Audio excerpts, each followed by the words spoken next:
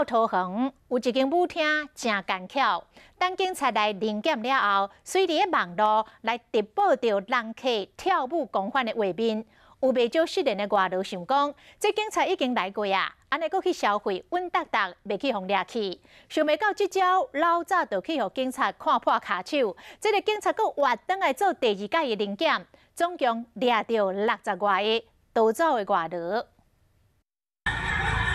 灯光闪闪烁烁，人客伫舞池里跳舞，业者搁伫个原境临检后，用手机直播拍什么招人客。警方嘛知影，随国到位。电话一拍开，大家拢袂使走，原境从门口挡住咧。未少逃走移工看走袂去啊，只好点绝招。真假的？没有吧？啊！软入这个消防箱内面，连原境拢真意外。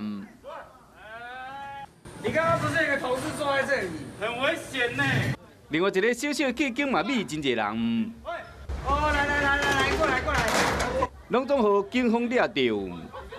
那经过一一比对确认身份后，共查获逾期外国人64人，那不少人还藏在消防箱以及储物柜内。